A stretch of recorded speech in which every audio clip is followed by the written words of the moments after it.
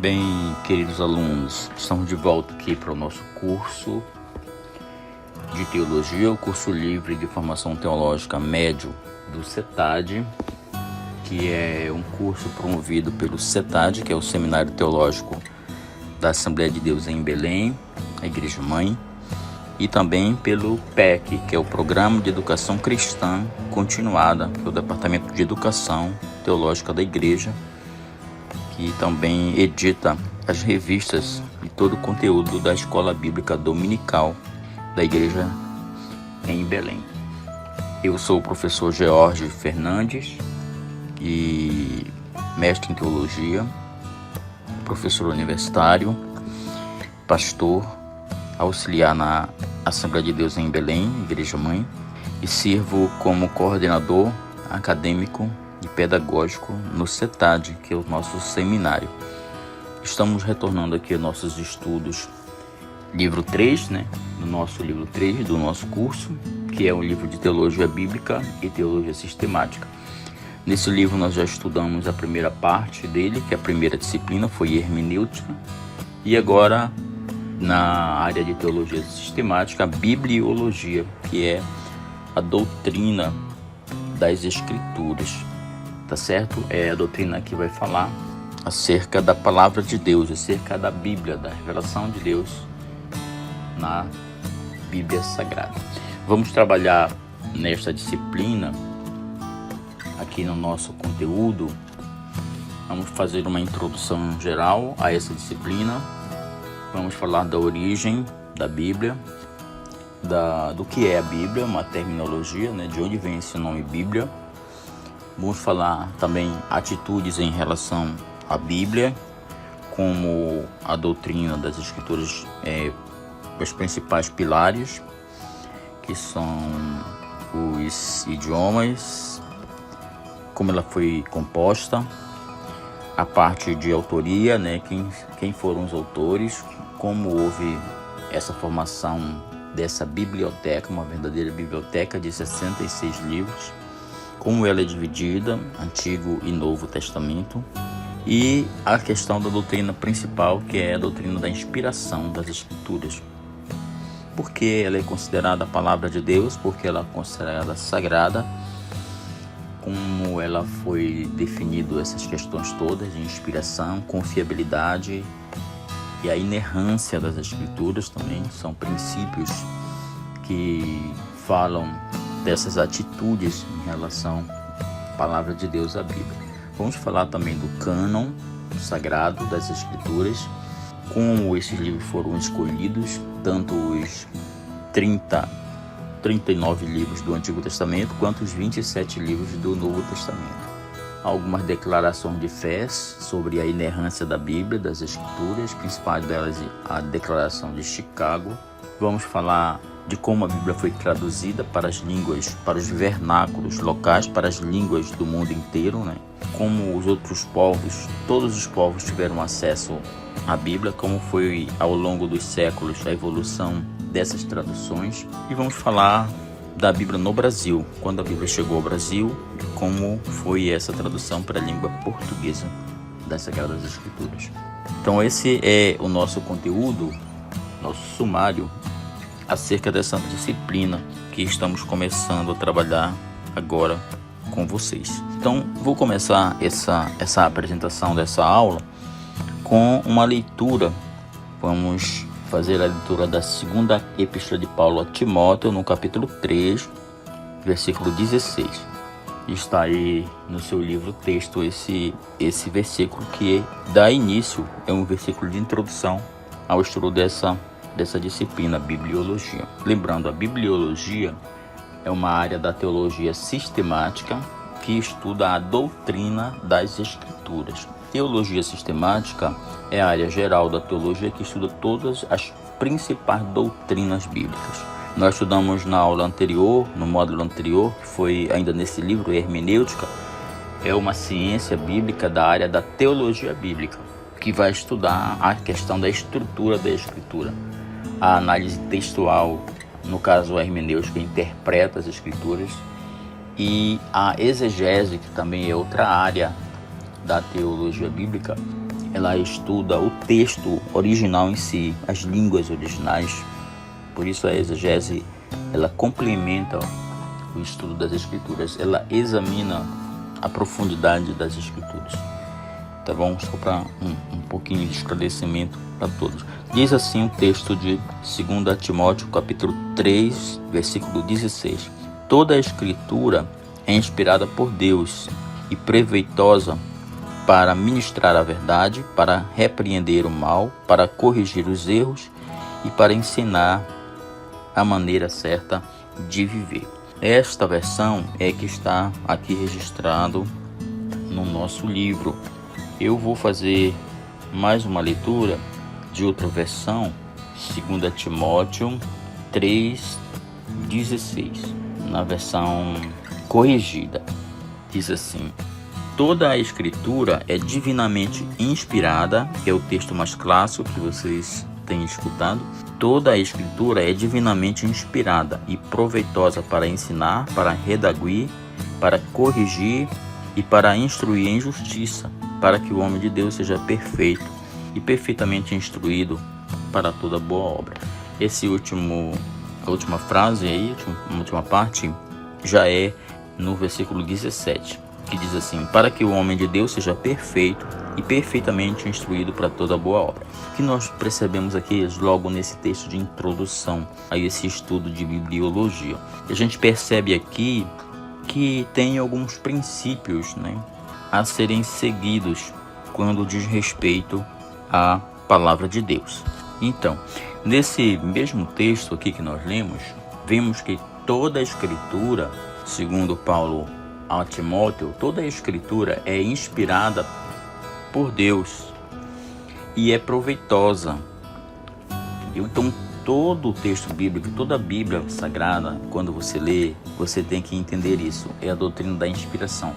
Ela foi inspirada por Deus. Mais adiante, aqui no nosso estudo de bibliologia, nós vamos estudar todas as teorias da inspiração que existem, que foram várias teorias tentando explicar esse fenômeno, esse milagre da inspiração de Deus, da palavra.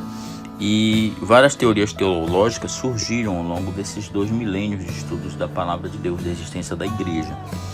Então nós vamos estudar todos eles e qual é o correto, para que a gente não seja influenciado por interpretações que, por exemplo, que dizem que a Bíblia não é a palavra de Deus, mas sim que ela contém a palavra de Deus. Aí nós vamos estudar essas diferenças e como iremos entender essa questão da inspiração. Mas aqui o texto de Paulo, ele diz claramente que a escritura, e não diz que é só uma parte dela, diz que toda a escritura é inspirada por Deus. Logo, os escritores bíblicos, os 40 autores dos livros da Bíblia, distribuídos em Antigo e Novo Testamento, eles foram inspirados pelo único autor, pelo único Deus. Por isso, essa unidade da Bíblia.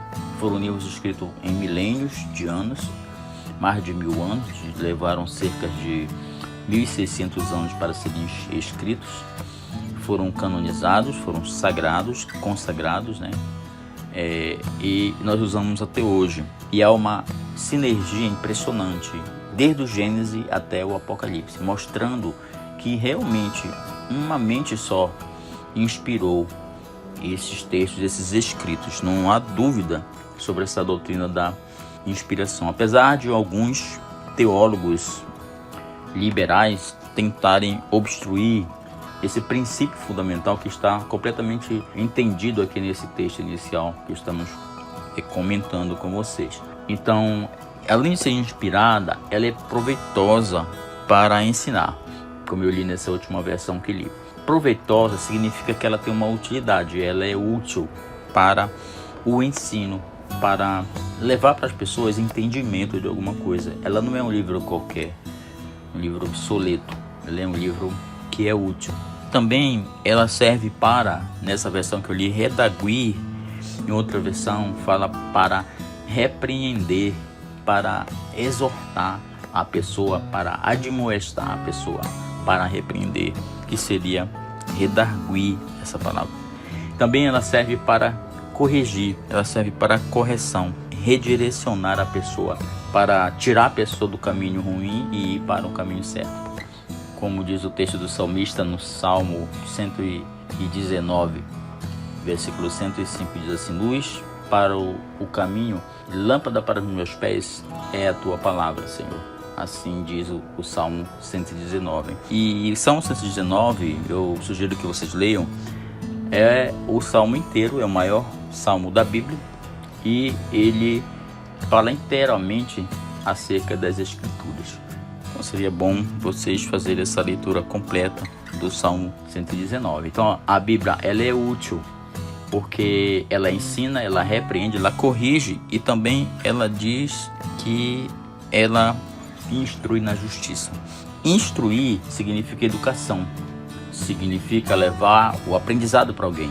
Então ela ensina porque ela tem o objetivo de instruir a pessoa na justiça, instruir em justiça, para que a pessoa seja justa, para que a pessoa faça o que é correto. Também ela tem um objetivo, ela tem uma finalidade. No versículo 17 fala assim, na versão que nós lemos: para que o homem de Deus seja perfeito e perfeitamente instruído para toda a boa obra. Em outra versão diz assim: a fim de que o homem de Deus seja perfeito e perfeitamente habilitado para toda boa obra. Então ela tem uma finalidade, ela tem um objetivo de capacitar, de dar habilidade, de levar o homem a ser um homem perfeito. Para quê? Para que ele possa exercer com exemplo e com muita destreza, né? Com muita segurança, a obra do Senhor. A boa obra é que se refere à obra que é fazer a vontade de Deus e viver sobre a direção da palavra de Deus, tá bom? Então esse foi só nessa breve introdução, vermos um pouco já dessa questão da introdução, da importância da inspiração e do que a Bíblia é, né?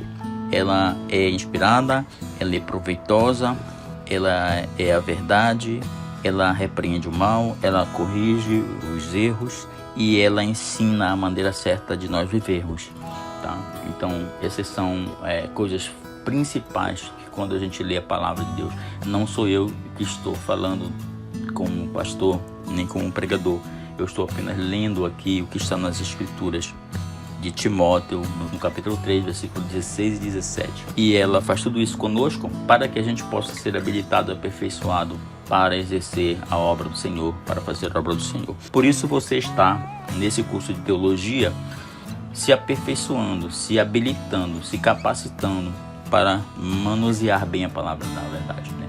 Também Paulo escreve a Timóteo dizendo que o obreiro deve saber manejar bem a palavra da verdade, para que ele não seja, eu diria assim, pervertido, né? Para não seja deturpado a mensagem e ele seja enganado por doutrinas hereges, por falsas doutrinas que aparecem no dia a dia, no ministério e na obra do Senhor. Então, se não fosse pelo seu conteúdo, a Bíblia seria somente mais um livro comum como qualquer outro. No entanto, ela mostra Jesus Cristo de Gênesis ao Apocalipse. As palavras contidas nelas diferem de todos os livros que existem e que existiram no decorrer da história humana. Suas palavras são diversificadas em todos os sentidos.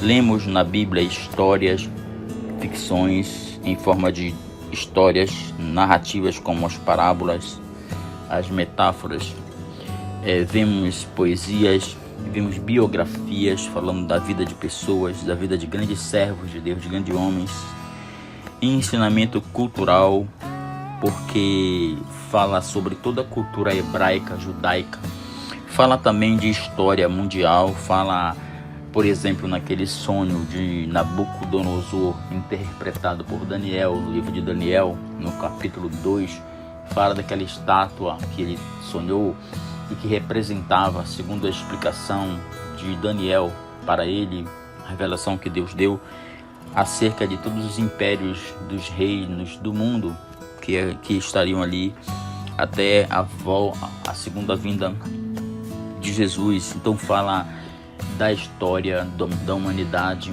fala de clima da Terra, fala até de ciências, fenômenos científicos que depois foram confirmados pelas ciências biológicas, ciências físicas, ciências químicas. Fala também de geografia da Terra, fala das questões dos países daquela época, das nações, das antigas civilizações do planeta, como os egípcios, babilônicos, assírios, hititas, e todas aquelas civilizações que são descritas no texto bíblico. Mas Deus, ele foca especialmente em uma nação, a nação de Israel, a nação judaica, é o povo hebraico, o povo judeu, que é a origem da revelação de Deus. Primeiro para Abraão e depois para hoje os bilhões de cristãos que estão espalhados pelo mundo todo. Cremos então que a Bíblia Sagrada foi escrita por homens divinamente inspirados e é um tesouro perfeito de instrução celestial, que tem Deus por ser autor, salvação por sua finalidade e verdade sem qualquer mistura de erro em seu conteúdo. E ela revela os princípios pelos quais Deus nos julgará e, portanto, é e permanecerá até o fim do mundo o verdadeiro centro de união cristã, sendo o padrão supremo pelo qual toda a conduta de todos os credos e opiniões humanas devem ser julgados. Eu diria que a Bíblia é o nosso manual, de crente em Deus. E está ali contida todas as orientações para que a gente possa servir a Deus de acordo com a vontade dele, como se fosse um roteiro, um mapa para a gente chegar no destino final, que é a nossa salvação. Martim Lutero, o reformador protestante do século XVI, na Reforma Protestante, ele dizia que só a Escritura era o necessário para toda a nossa obra. Só a Escritura é a nossa regra de fé e prática. É nela que nós compreendemos Deus, entendemos Deus, é nela que Ele se revela a nós, é nela que Ele brota em nós o desejo de crer nele, brota a fé, e é nela que tem como nós devemos praticar a nossa fé diante da sociedade, diante do mundo. Por isso a importância da leitura da Bíblia diariamente, como se fosse um alimento, como se fosse o pão que desce do céu a cada dia para nós nos alimentar. Sem a leitura da palavra de Deus é como se você ficasse vazio, sem crescimento. Assim como a gente precisa tomar o café da manhã e fazer as refeições, os alimentos a cada dia para nos manter, assim a palavra de Deus tem essa metáfora, essa figura.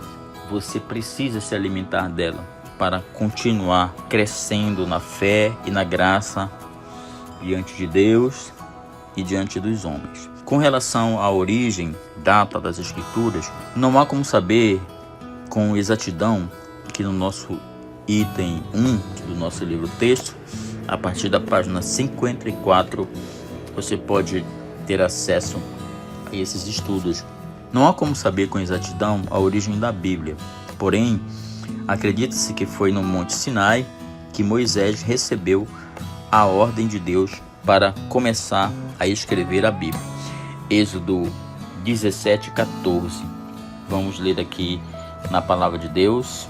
Então disse o Senhor a Moisés: escreve isto para a memória num livro e relata-os aos ouvidos de Josué, que eu totalmente hei de riscar a memória de Ameleque debaixo dos céus.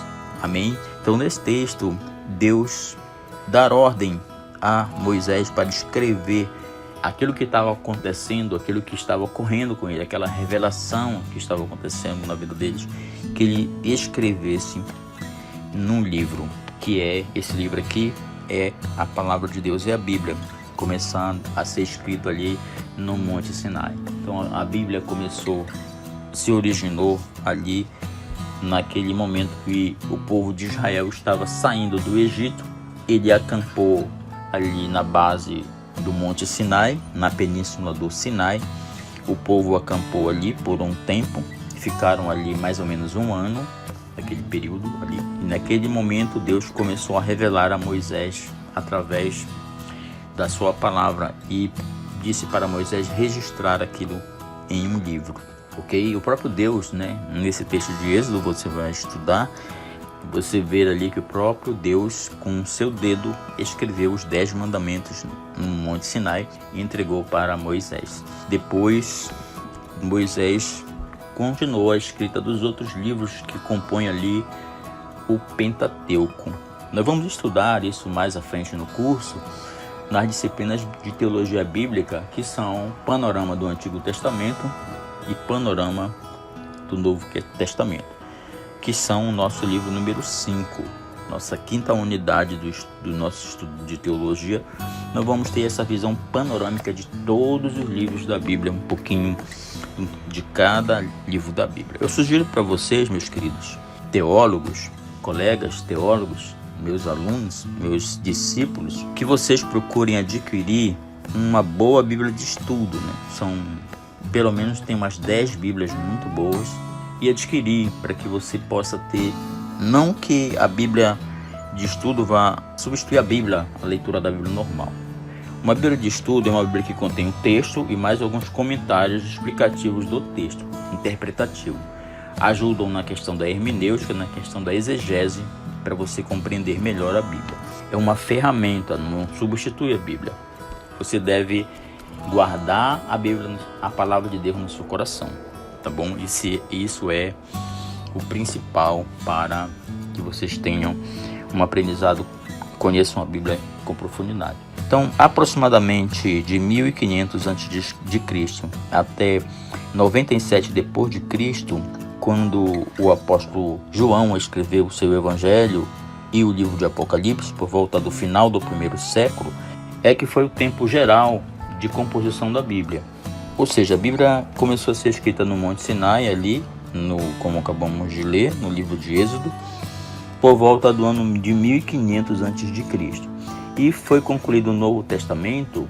O Novo Testamento foi escrito ali no primeiro século de hoje, já depois de Cristo. Então começou a ser escrito os evangelhos ali pelo ano 50, 49, 50. Foi escrito o primeiro livro do Novo Testamento, que foi a Epístola de Gálatas e o livro de Tiago, primeiros livros. Depois foram escritos os evangelhos, depois as epístolas de Paulo, as epístolas gerais. E por último, o livro de João e o Apocalipse de João também foram os últimos escritos da Bíblia. Aí compete entre os dois o evangelho, qual deles o João escreveu por último, ou o Apocalipse ou o evangelho. Então há essa discussão teológica, mas que não muda nada, né, em relação... eu digo sempre que a teologia, essas discussões, não salvam ninguém. Graças a Deus por isso. Então, o João escreveu um ou outro, não há como nós detalharmos, dizermos com certeza, porque não há registro disso. Há uma grande parte de teólogos acredita que foi o Apocalipse o último livro. Eu faço parte dessa corrente.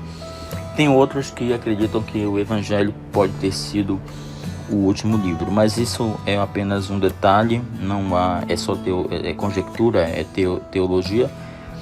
Não é importante, né, definir qual foi o último livro, mas a grande corrente entende que foi Apocalipse e outra que foi o Evangelho de João. Se você somar 1500 a.C. mais 97, dariam 1597, aproximadamente 1600 anos, ou seja, 16 séculos, 1600 anos durou a escrita, a formatação dos livros.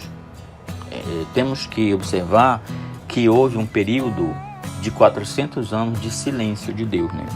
Por exemplo, o Antigo Testamento foi escrito de 1500 até mais ou menos 1100, mais ou menos, foi ali o cativeiro babilônico. Depois que o povo de Israel voltou do cativeiro, houve um silêncio de Deus por mais de 400 anos, que é chamado o período interbíblico, intertestamentário, aquele período entre os dois testamentos, entre o Antigo e o Novo Testamento. Houve um período de silêncio. Deus não se revelou mais ao seu povo a nível de escritura, tá? Então é provável que o último livro a ser escrito tenha sido o livro de Esdras, ali já no período de retorno da Babilônia, e o livro de Malaquias, que é o último profeta do Antigo Testamento, foram escritos ali no período de retorno do cativeiro. É chamado a literatura pós-exílica, né? Pós o exílio. Foi escrito o último livro do profeta Malaquias. Depois só voltou a ser escrito já o Novo Testamento, um silêncio de Deus da sua palavra. Então, quando a gente fala assim que a Bíblia foi escrita em 1600 anos, é porque soma essas duas datas aí e dá esse período em que foram escritos os livros até a canonização, né? Por exemplo, o Antigo Testamento, ele foi canonizado por volta do ano 92 depois de Cristo, no concílio no Egito.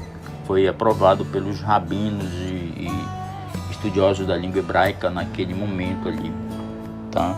No norte da África. E no século IV é que foi fechado o cânon do Novo Testamento, o concílio de Cartago também, no norte da África, tá bom? Então isso aqui sobre a questão do cânon é um dos tópicos dos nossos estudos, tópico 4, que é o cânon das escrituras. Nós vamos lá para frente destrinchar melhor esse assunto. Então, a primeira pessoa a aplicar o nome Bíblia para esses livros sagrados foi João Crisóstomo, que foi um dos primeiros teólogos que surgiram por volta dos séculos 4 e 5. Né? Ele nasceu no século 4 e morreu já no século 5. E foi nesse período de João Crisóstomo que ele chamou de Bíblia. Tá? Ele foi patriarca de Constantinopla. O termo Bíblia, ou coleção de livros, originou-se do grego biblos, papal, folhas de papiro preparadas para a escritura. Então, o papiro era um vegetal daquela época, ali cultivado naquela região do Nilo, e eles eram prensados e formavam quase que um papel grosseiro assim, e ali eles registravam os escritos. Então, Bíblia significa literalmente uma coleção de livros. Por isso a Bíblia, ela não é um livro único na perspectiva de autores, de autoria, porque foram 40 homens que escreveram, mas há uma mente inspiradora única, um Deus único que inspirou. E esses 40 autores escreveram 66 livros. Paulo, por exemplo, escreveu 13 epístolas, 13 livros da Bíblia. É numericamente o maior escritor de toda a Bíblia, considerando o Antigo e Novo Testamento. Moisés teria escrito o Pentateuco, que seriam 5 livros. Tem também o livro de Salmos, que houve Salmos de Davi, Provérbios de Salomão, enfim, são vários, cerca de 40 escritores. Nós vamos estudar isso melhor lá pra frente, tá bom? Então, Biblion significa também um rolo pequeno de papiro, que em nossa língua foi traduzido como Bíblia. Daí vem a palavra Bíblia. Ela significa rolo de pequeno papiro e significa também folhas de papiro preparadas para a escrita. Então, daí vem essa palavra, tá? E também havia uma cidade ali no litoral do Mediterrâneo que era chamada de Biblos, de onde saíam os papiros para o mundo inteiro. Eram produzidos e saíam para serem distribuídos no mundo. Também alguns teólogos consideram que daí vem essa expressão Biblos também. Era um porto comercial que distribuía papiros para toda aquela região do Mediterrâneo. E como começou a sair dali, então chamaram também de Biblos a Bíblia. Tem outro também material que foi escrito a Bíblia, era o pergaminho. Era um couro de animais curtidos, geralmente de ovelhas e cabras. Eles faziam a curtição daquele couro e eles escreviam nesse couro. Ele era mais durável, porque o papiro é como se fosse um papel. É um vegetal prensado e depois seco. Então eles escreviam. Se chovesse, tocasse uma gota d'água no papiro, ele, igual o nosso papel, ele tendia a rasgar. Ele era pouco durável. Então começaram a escrever também em pergaminhos. E como Pérgamo, uma daquelas 7 igrejas do Apocalipse, era uma cidade produtora de pergaminhos, fazia essa curtição do couro, era uma cidade que produzia esse couro era Pérgamo o nome da cidade, então chamaram aquele couro para a escrita de pergaminho. Por isso dizem que a palavra Bíblia deriva também da cidade Biblion, Biblos, aliás, da palavra Biblos, ali no litoral do Mediterrâneo, e que a palavra pergaminho deriva da cidade de Pérgamo, onde eram curtidos esses couros para serem usados como escrita. Lembrando, o papiro e o pergaminho não eram só feitos para a Bíblia, era para a literatura geral.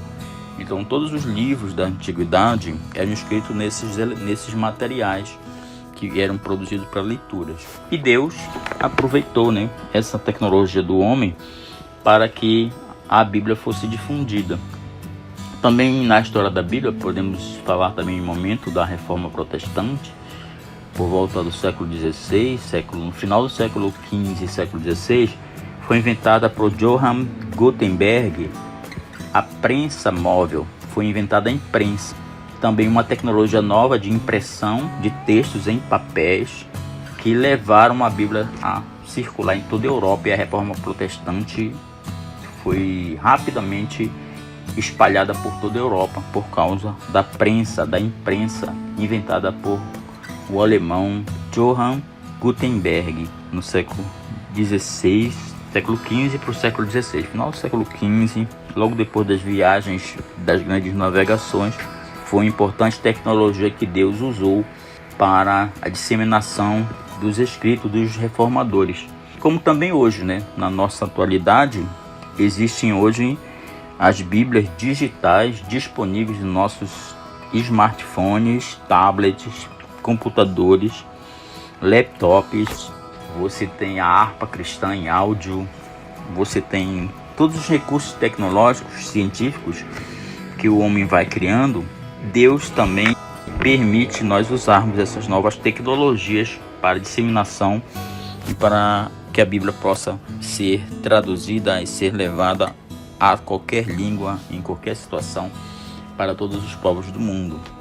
Então, usamos assim a tecnologia a nosso favor. Os primeiros materiais, como eu falei já um pouco, foram o pergaminho, como está escrito aqui, nós vimos aqui em 2 Timóteo 4,13, eu expliquei um pouco da origem do pergaminho.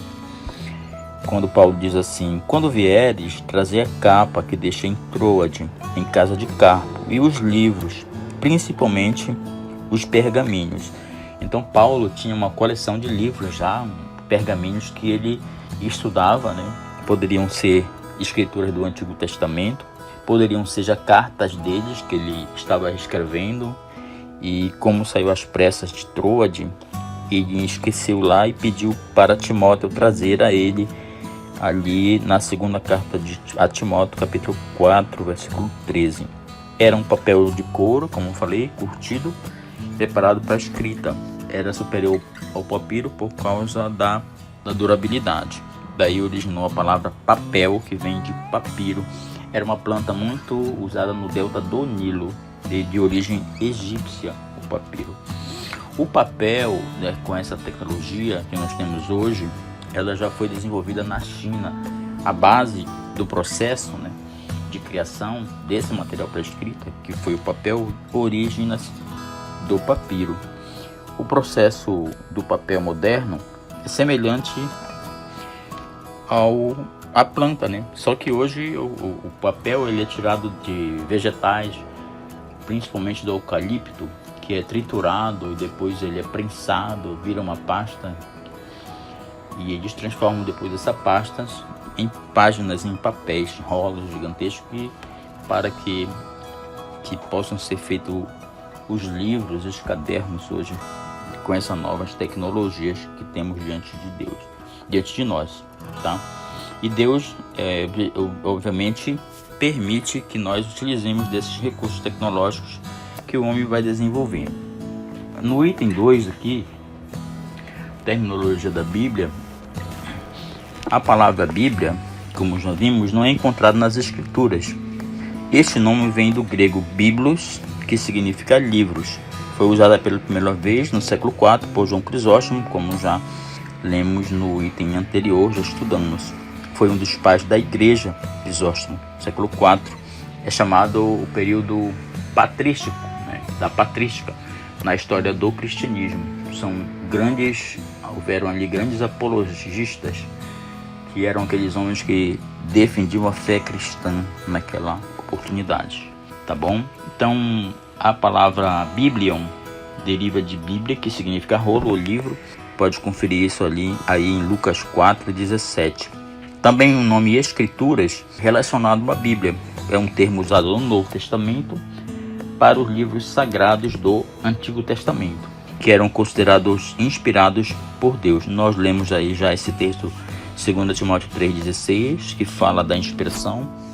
E lemos também, vamos ler aqui Romanos 3:2, carta de Paulo aos Romanos, capítulo 3, versículo 2, que diz exatamente assim: muito em toda a maneira, porque primeiramente as palavras de Deus lhe foram confiadas. Então aqui é chamado de palavra de Deus, as Escrituras, tá bom? Nesse texto também ela recebe esse nome essa nomenclatura de a palavra de Deus. Então as Escrituras eram a palavra de Deus no sentido original. É chamado aqui em Romanos 3:16, a expressão que tem na Bíblia, palavra, em outras versões também é chamado de oráculos de Deus, né? Como se Deus falasse e fosse transcrito aquilo que ele falava. Também 2 de Pedro 3:16, no Novo Testamento, fala com relação às Escrituras. É um texto muito importante, muito interessante. Eu vou ler e depois vocês podem confirmar esses outros aí, João 10:35 e Hebreus 4:12.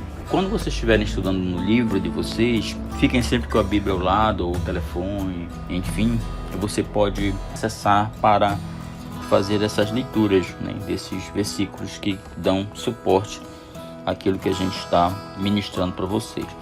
São muitas citações nesses estudos nossos. Se nós formos ler um por um deles, todos, nós vamos tomar muito tempo e não vai otimizar a nossa aula, tá bom? Então geralmente eu faço algumas leituras básicas, depois vocês complementam com as outras leituras que aparecem aqui no seu livro de estudo dirigido, que é o nosso livro texto do curso. Vamos ler esse livro, esse texto que eu acho importante para vocês perceberem já a importância que já era se dado ao estudo da Bíblia naquela oportunidade. Segunda Epístola de Pedro, capítulo 3, do partido 15. Tendo por salvação a longanimidade do nosso Senhor, como também o nosso amado irmão Paulo vos escreveu, segundo a sabedoria que lhe foi dada. Preste atenção aqui, Pedro está dizendo que o irmão Paulo havia escrito segundo a sabedoria que Deus tinha dado a ele. Ele está dizendo que Paulo escreveu aquelas cartas dele porque Deus deu sabedoria a ele. Deus inspirou a escrever aquelas cartas. Aqui ele está se referindo às epístolas de Paulo que circulavam naquele momento, que ele tinha lido alguma coisa. E ele continua dizendo assim, no versículo 16. Falando disto em todas as suas epístolas. Ele se refere que Paulo falava isso, escrevia isso nas suas cartas, nas suas epístolas, entre as quais há pontos difíceis de entender. Então ele lia as cartas de Paulo e tinha dificuldade de entender, porque ele achava complicado. Aí que entra a hermenêutica, que nós estudamos na disciplina anterior, que é a interpretação das Escrituras. Que os indoutos, que é aqueles que não conhecem, continuando o texto, que os indoutos e inconstantes torcem. Aqueles que não conheciam e aqueles que eram inconstantes, eram fracos, não conheciam direito, eles distorciam a palavra de Paulo, interpretavam errado. Havia uma hermenêutica negativa, não entendiam e começavam a ensinar a coisa errada.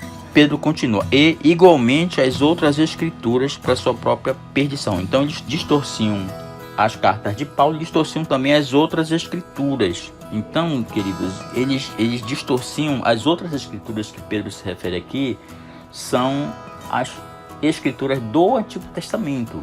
Porque nesse momento aqui circulavam as cartas de Paulo, circulavam alguns evangelhos já, talvez o evangelho de Marcos já circulasse naquela ocasião e outras cartas também de outros apóstolos. Aí Pedro estava lendo, dizia que era difícil de entender e que as pessoas distorciam, tão quanto também distorciam o Antigo Testamento, que eles liam e não sabiam, interpretavam de qualquer maneira, conforme muitas das vezes os seus próprios interesses. Então, vocês percebem que ele diz assim que eles interpretavam errado para sua própria perdição. Não havia um interesse de aprender corretamente aquilo que estava sendo revelado naquele texto da palavra de Deus.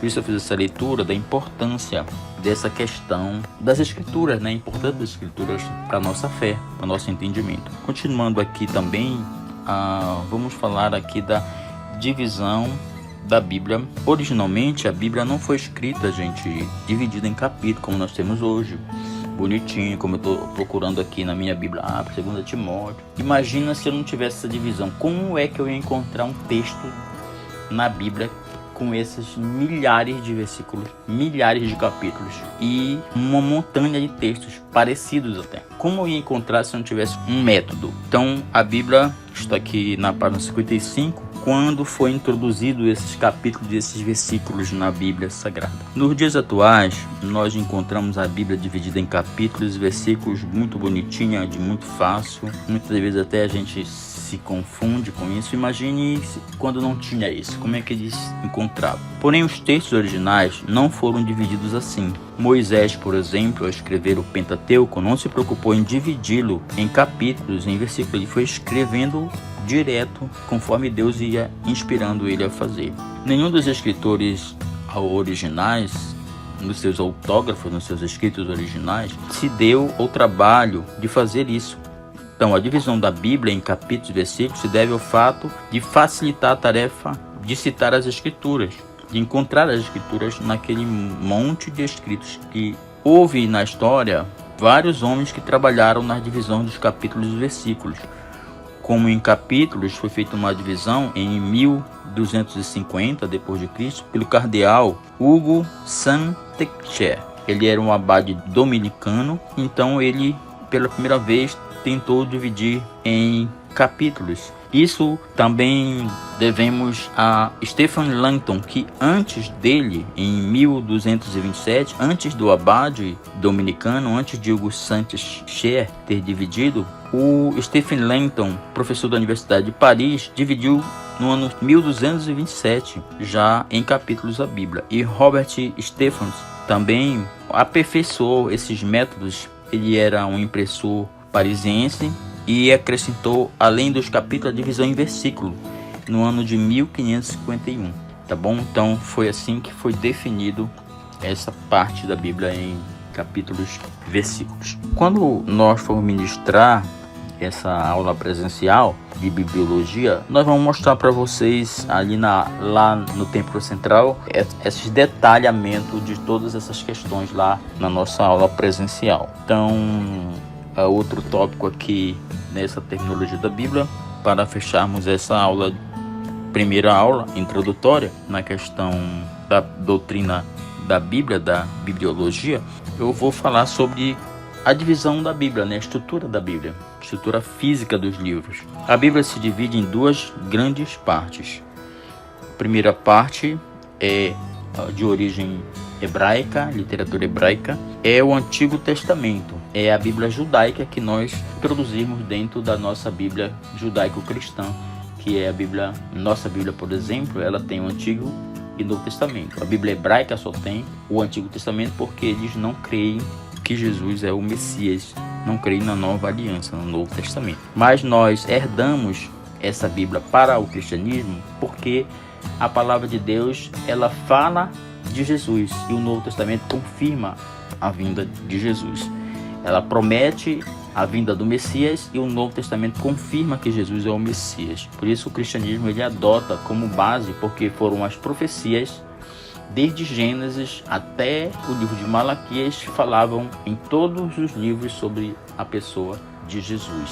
Quando nós estudamos Cristologia, no livro 2, nós estudamos Cristologia. Nós vemos lá a presença de Jesus em cada livro da Bíblia.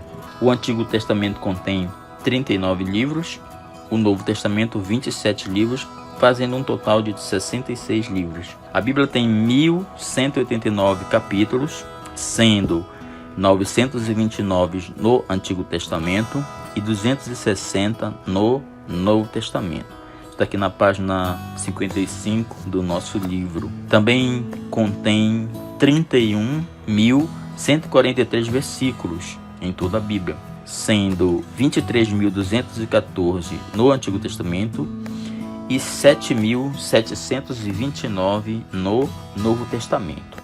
O capítulo mais longo da Bíblia é o Salmo 119 e o capítulo mais curto é o Salmo 117. O mais longo não vai dar para eu ler aqui para vocês porque são milhares de versículos, mas eu vou ler o mais curto, que é o Salmo 117. Vamos ver o que diz o Salmo 117. O menor capítulo da Bíblia tem apenas 2 versículos. Louvai ao Senhor todas as nações, louvai-o todos os povos. A sua benignidade é grande para conosco e a verdade do Senhor dura para sempre. Louvai ao Senhor. Esse é o menor capítulo da Bíblia. Também esse Salmo 117, impressionantemente, ele é o capítulo central da Bíblia. Digamos, se eu fechasse o olho e conseguisse abrir a Bíblia assim no meio, certinha, abrir a página, dá nesse Salmo 117. O verso mais longo é o de Esther, 8:9. É um versículo mais longo da Bíblia. Livro de Esther, 8:9.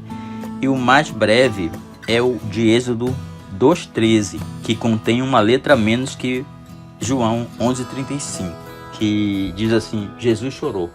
Êxodo 20:13, não matarás. Então, não matarás é menor uma letra do que Jesus chorou, tá? Não matarás, que é Êxodo 20:35, tem 13 letras e o outro tem 14 letras, tá bom? Então, esse é a nossa primeira aula. Nós vamos parando por aqui nessa aula de introdução geral à bibliologia. Depois nós vamos falar aqui da atitudes em relação à Bíblia, sobre os idiomas da Bíblia, autoria, inspiração, todas as teorias da inspiração. Na próxima aula é a matéria que iremos estudar. Oro para que você continue nesse curso, não desista, busque ensinamento, tenha paciência, resiliência, confirme em sua fé, fortaleça sua fé e vamos orar para que Deus nos abençoe. Estamos vivendo momentos difíceis em nossas vidas, mas que Deus persevere, que Deus nos garanta a fé, que Deus nos sustente, que Deus seja verdadeiramente a nossa rocha, nosso castelo forte, aquele que vai nos sustentar em todos os momentos, todas as tribulações. Sabemos que neste mundo teremos aflições, mas não podemos perder a fé porque Jesus está conosco. Jesus está no barco conosco e vamos transpor essa tempestade, essas dificuldades todas que iremos passar e estamos passando. Então que Deus abençoe a sua vida, fiquem firmes na fé e até a nossa próxima aula sobre o tema atitudes em relação à Bíblia e vários outros subitens que vamos estudar nessa maravilhosa disciplina. Fique na graça, no amor, na esperança, na misericórdia e na justiça de Deus. Deus os abençoe em nome de Jesus. Amém. Graças a Deus.